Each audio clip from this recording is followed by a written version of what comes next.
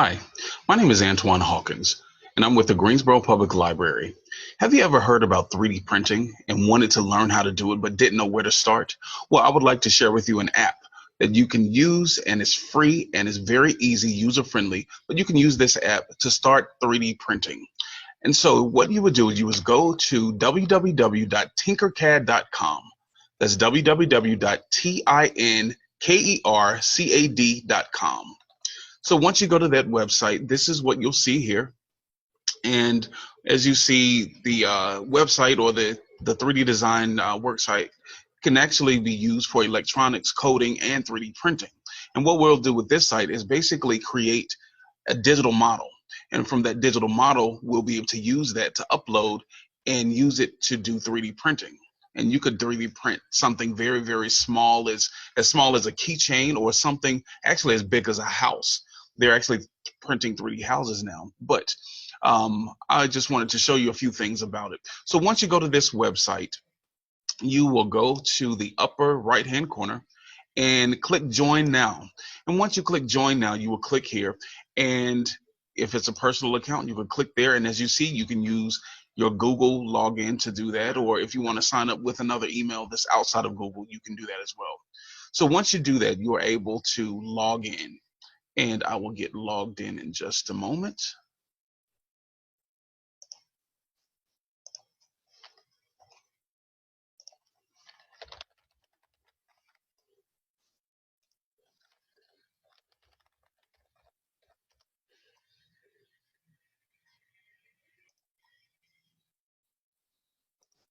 And once you're logged in, you will get to the uh, the section where you will see all of your designs. Now, the first time you log in, you won't see all the designs there. You'll only see everything down here blank. These are some of my designs that I used when I was working with other classes or teaching other classes. And some of the students, they actually created these. So a few things I want to point out to you. Here, as you see, it's called My Recent Designs. And so each design that you work with, the latest one will be located here. And then all of the other ones will start stacking along and add up there. But you will look over to the upper left and make sure you see the circle that looks like a robot is in there. And once you do that, you will see the design there. And make sure you see log out is there, because you don't want anyone to go in and mess with your design. Well, if you look at the create my design, my new design, you will go and you would actually go to what we call the work plane. And this represents the work plane or the bed of the 3D printer. And so this is where it's going to build. And I guess you would call it ground zero. And it'll start at the base and it'll start building up layer by layer by layer. But with that being said, let's just go into it, and I'm going to show you a few different sections. Whenever you open up a new design, it's going to automatically name your design, and it'll be some weird out of this world name. So for this one, this is Frantic Bambui Inari, I guess you would call it. But you will want to change your design. Well, I want to change my design, so I will just name it as house. I'm going to show you how to build a house here. Here, just below that, you will see the directional cube here. And if you click on each one, you see top, and then you see some of the arrows around it. And as you click, it changes perspective. And that's very important, because whenever you get into 3D printing, you want to make sure that you always change perspective, because it may look different from another angle. And whenever you start to print, if it's not quite right, it could mess up your whole design. Okay, so whenever we do that, we could change that. Or you could actually click and hold it. And as you click and hold, it'll turn smoothly for you as such. Okay, and I like to work in the original perspective. So no matter where you position the cube there, if you click on this little house here, it'll take you back to the home view. Okay, so that's very important. But that's a few things there. So what we're going to do is look over on the left hand side, and on the left hand side, oops, I'm sorry, the other left, which is my right. When you go to the right, you're going to see some of the basic shapes here. And with the basic shapes, you'll scroll down and you'll see some of the shapes you have to work with. But now there's actually more. You see, it's called basic shapes, but if you click on it, you'll drop down and you'll see different things there. Text and numbers, characters, connectors, and all that. Or you could just click all and it'll show you everything that's available already made. So you could just use some of those designs, just put it on the work plane and manipulate it and use it and adjust it how you need to. But I'm just going to go back to basic shapes. The first thing we're going to do, like I said, is build a house.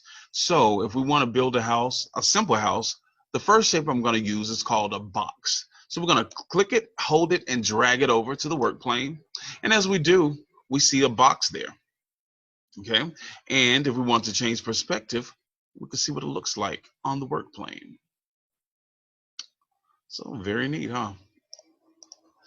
All right. So whenever we see that, if you click here, you'll see there are numbers. Now these numbers, if you click on them, it's 20, 20.00. What exactly is that? That represents millimeters. So to give you the perspective and the measurements.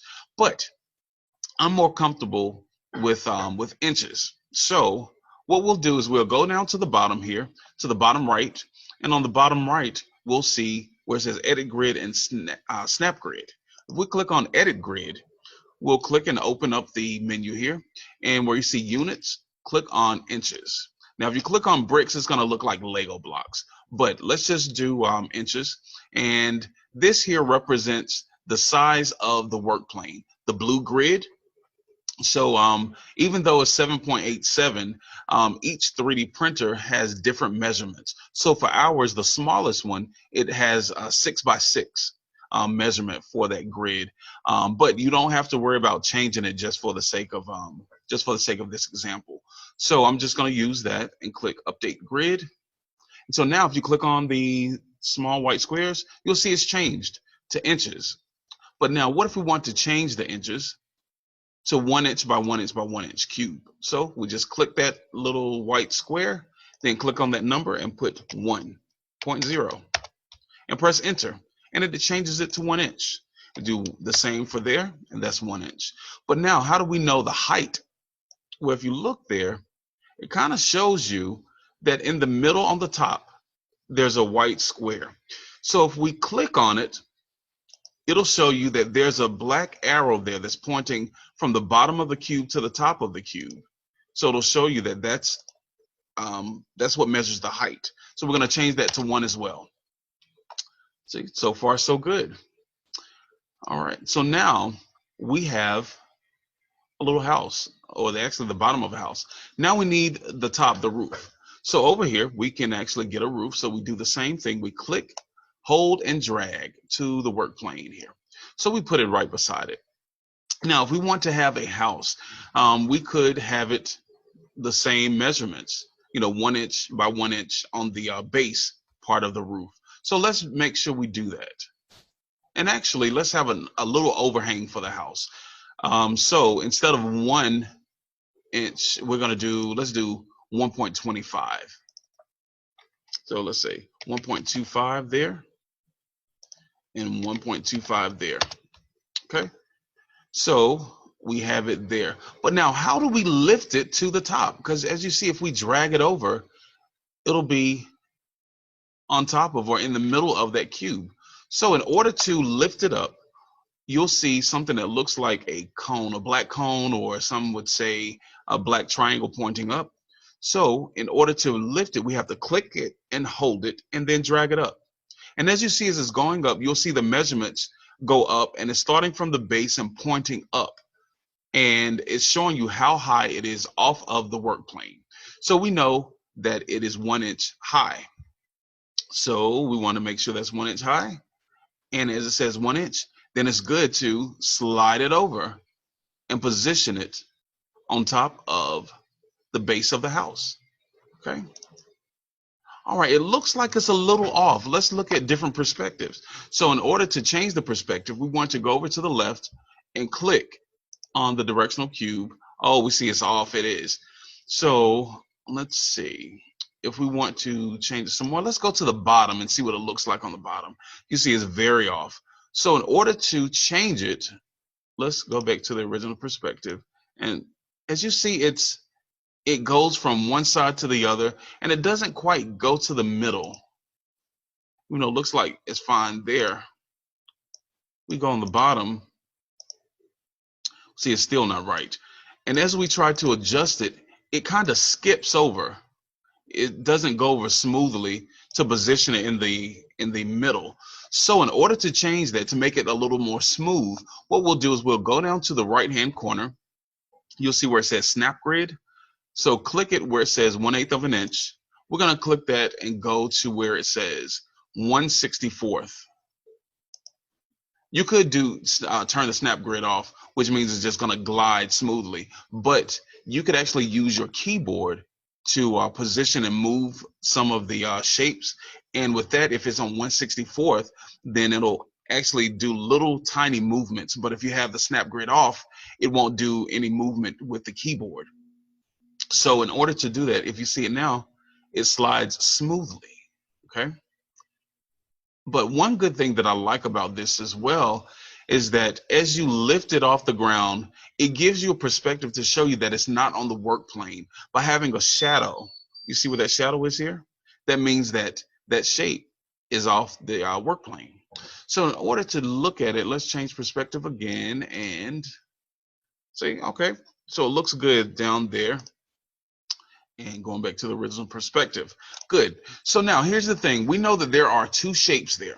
Now with the two shapes, they're each different colors. One is red and one is green. So in order to make sure that it's solid and just one shape, what we want to do is group it together. All right. So in order to group it together, we have to select both. Select both by clicking in the lower, well, one of the corners, and then just, enclose it. You're going to click, hold, and drag to make sure that those red dots or the red lines are around both shapes. And when you let it go, you'll know that both of them are selected, because if you look over in the upper right hand corner, you'll look there, and with the upper right hand corner, you'll see that it says shapes and the number 2 is in parentheses. So that's 2 shapes. And in order to combine those together to make sure that it's actually just one shape, we have to group them. And if you go just above where it says shapes, you'll click it. And actually, if you hover above it, it'll say group. So you click it and it changes to the same color to show you that it's actually one solid unit. Okay. Even though you'll see the little blue lines there to show you that it's really 2 shapes that's been combined. But what if you group it together and you need to make an adjustment? Then you would click it, even though you think it's one shape because it says shape and no numbers. If you click right beside it for ungroup, then it changes back to 2 shapes, as you see here. All right, so we're going to group that back together. And that's pretty much how to build a house. So simple and easy. But I will be offering more classes, and as soon as this pandemic is over and we're able to have you back in the library, then we may do some more 3D printing classes. And as we teach the classes and go through each one, you may be able to get some 3D printing, because the library actually has 3D printing available at several libraries, including Hemphill, McGirt Horton, and also at Central Library. So if you have any 3D designs that you need printed, you could actually just send us those designs, and we will upload them to our system and we'll print it here. And we'll have you all the information. So if you would like more information on that, you can give me a call. My name is Antuan Hawkins, and I am here at Central Library at Greensboro Public Library. My telephone number is 336-373-2169. Or you can send me an email. That's Antuan.Hawkins at Greensboro-NC.gov. That's ANTUAN.HAWK at Greensboro-NC.gov. Thanks so much, and I hope you guys have a great day. Thank you.